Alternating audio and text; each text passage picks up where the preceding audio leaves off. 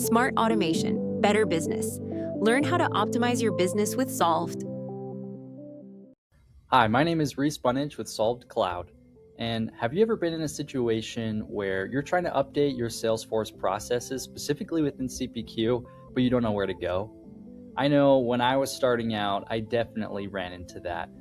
Sometimes you can click around for a couple minutes and maybe find a lead of somewhere where to look. But this video ultimately is here to save you time in the future so that you can understand the objects and kind of workflow of Salesforce CPQ so that you can figure out what things you need to do when you have an automation or some kind of upgrade within your process to implement.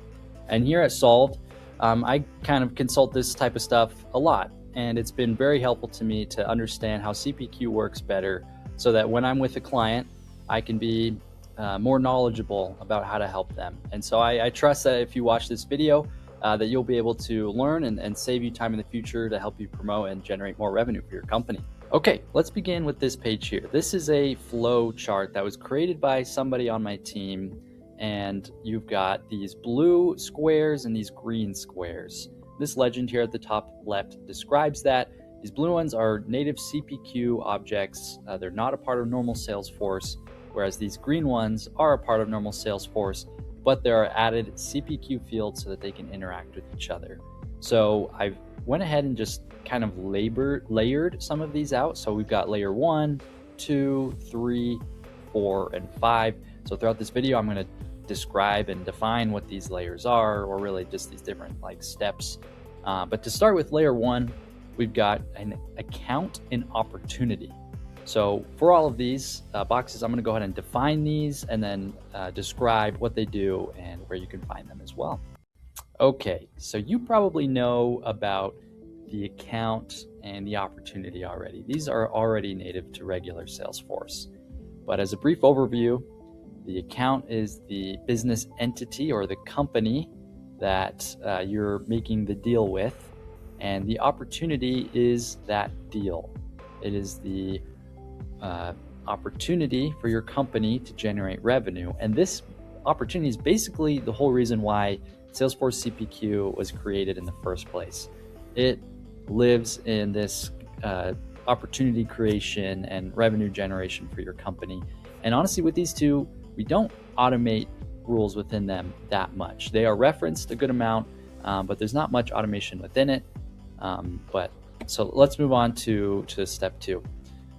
So there's products, product features, and product options.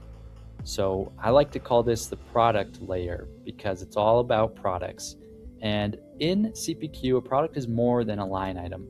It is a structured object with 2 layers beneath it, which is the features and options. So to kind of explain what these are, let's go ahead and use an example. So let's say you are a book selling company like Barnes & Noble or something, and you sell books. So that is your product. And a feature within these different books likely would be a genre. And so you can kind of think of a feature as a genre for whatever your product is. So for example, let's think of sci-fi. That's a genre of books. And a product option or an option within that feature or sci-fi genre would be the book Dune. So you could think about this with whatever products that you have. You could kind of imagine that you have a laptop as a product, and a feature, you could think of different things within it, something like storage options. And then an option within those things would be like 256 gigabytes, 512 gigabytes, a terabyte. There are different selectable options for your laptops or whatever your products might be. And most of your rules and automation will rely on this part because, of course, this is central to what you're doing. As a company, you have products, you're selling it, and you're generating revenue. And so you could, for example, have a rule that's set up so that when you buy a smartphone, and let's call that maybe option A, then it automatically adds option B, like a charger or something like that. And so that's just a small example. There's a lot of things that you could do here. But let's go ahead and move on to layer 3. So layer 3 is the quote and the quote lines. and they seem very similar, and they kind of are, but there is a critical difference between these two. The quote itself doesn't store pricing information or even information related to these products. These quote lines do. And so if you're having an error or an issue with something that you're trying to quote, I would highly recommend that you check out your quote lines attached to your quote. So if you can see the flow here, it is actually the product, or the quote lines is what the product interacts with. And then this quote goes to templates and documents and the order and stuff like that. It's kind of just like a hub space that holds all of your quote lines. Okay, so that's basically why if you have a flow or some kind of automation that targets a quote, it's not really going to do anything, because you're basically just updating the wrapper that kind of holds a bunch of things. So if you have some kind of automation, you'll want to update the quote line, which will update the actual number of the or the price or quantity or whatever it is you're updating to feed into that quote there. And then, as you can see, attached to the quote is the opportunity.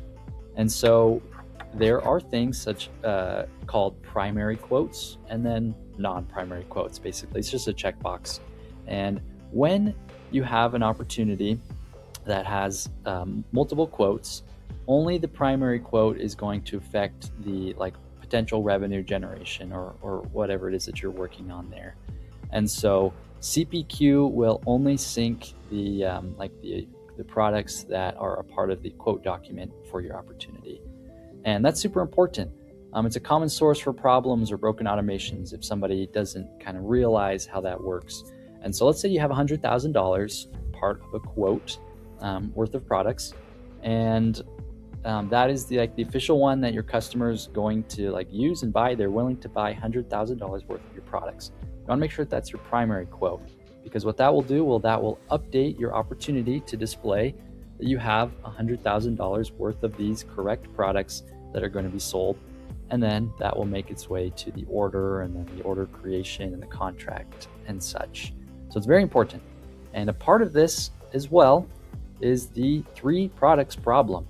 So if I go back here, you can see that there are 3, excluding these 2 under the product.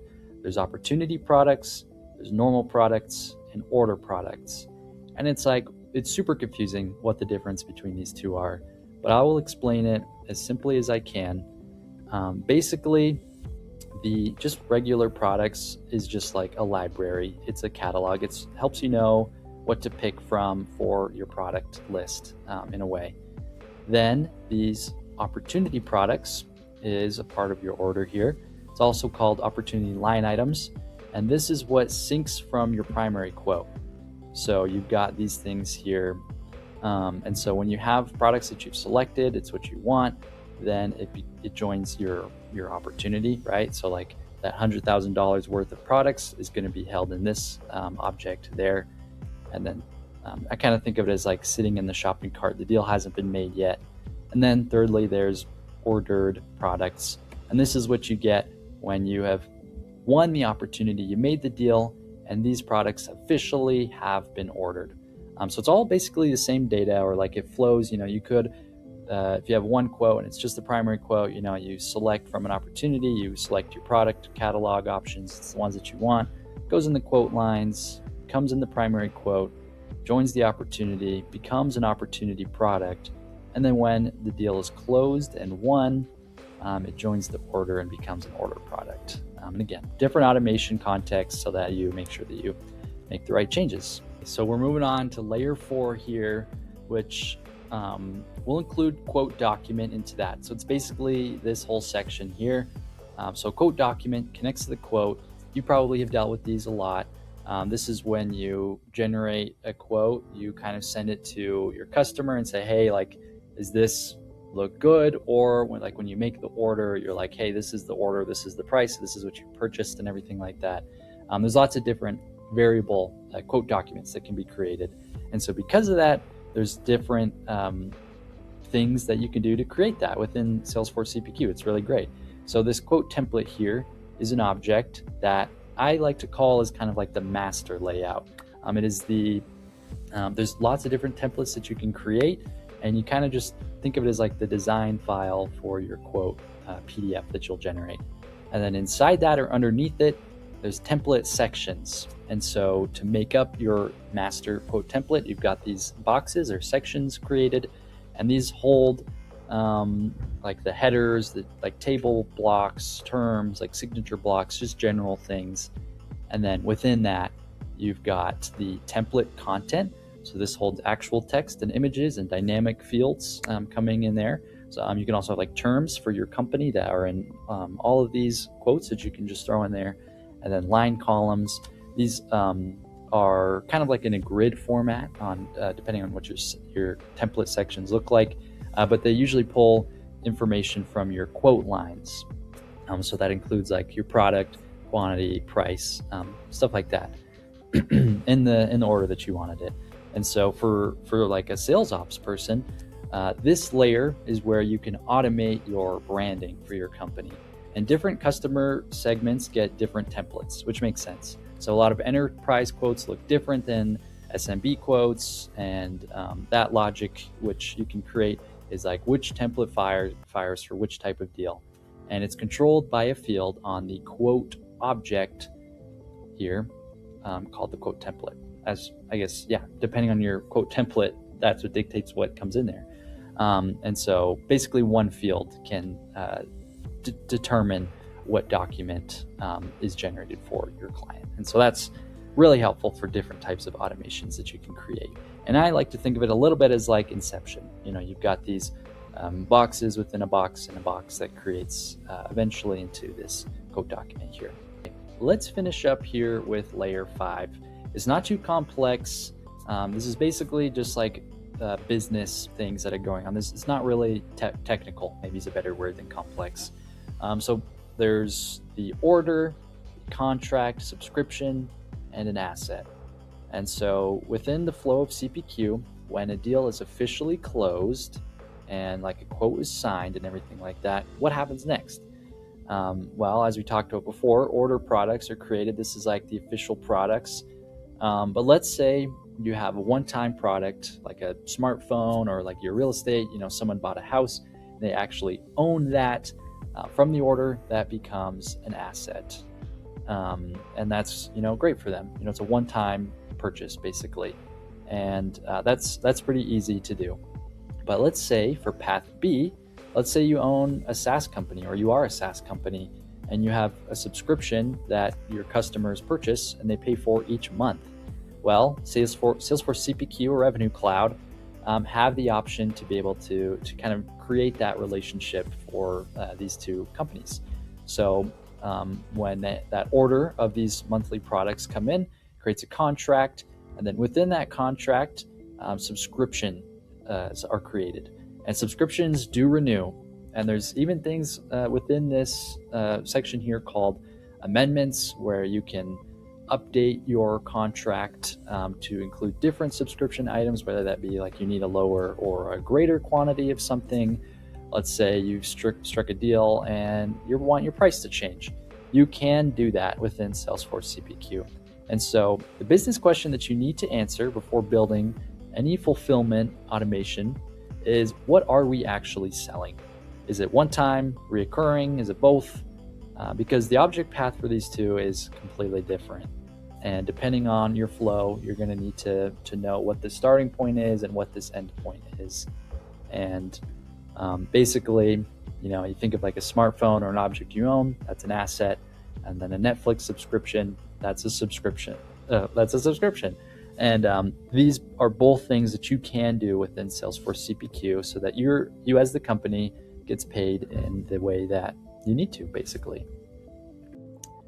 Thank you. This concludes my explanation of the CPQ object map. I hope that you've learned a lot and that this helps you generate more revenue and reduce the errors within your CPQ flow or your Revenue Cloud flow. And I know that as you take more time to practice and learn these things, that it will help you with that. And if you'd like to learn more from us at Solved, book a meeting with us. I've got a link in the description for that. Someone from our team will meet with you and discuss ways to automate your business. And we're also specialists with AI. So if you want to add AI into your company and ways to improve your workflow and the amount of throughput that you give out, book a meeting with us. It's free. And then we can figure out ways that we can work with your company and vice versa. So thank you for watching and have a great day. Thank you so much for watching. We can't wait to help you automate your business. Please like, comment, or subscribe for more.